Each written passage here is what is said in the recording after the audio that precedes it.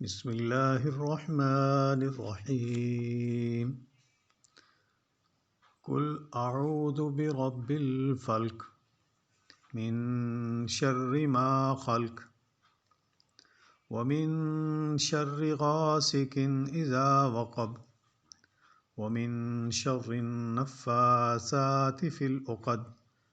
ومن شر حاسد اذا حسد۔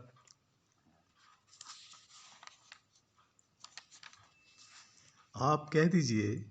کہ میں صبح کے رب کی پناہ میں آتا ہوں ہر اس چیز کے شر سے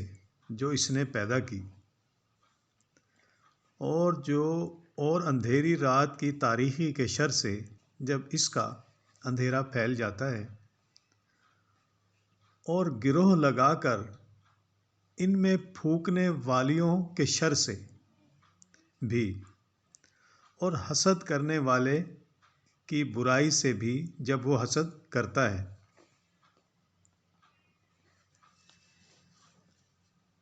فلک کے راجح معنی صبح کے ہیں۔ صبح کی تخصیص اس لیے کی کہ جس طرح اللہ تعالیٰ رات کا اندھیرا ختم کر کے دن کی روشنی لاتا ہے، اور وہ اللہ اس طرف خوف اور دہشت کو دور کر کے پناہ مانگنے والے کو امن بھی دے سکتا ہے،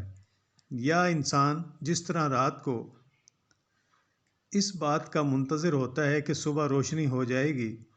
اس طرح خوف زدہ آدمی پناہ کے ذریعے سے صبح کامیابی کے طلوع کا امیدوار ہوتا ہے۔ یہ عام ہے کہ اس میں شیطان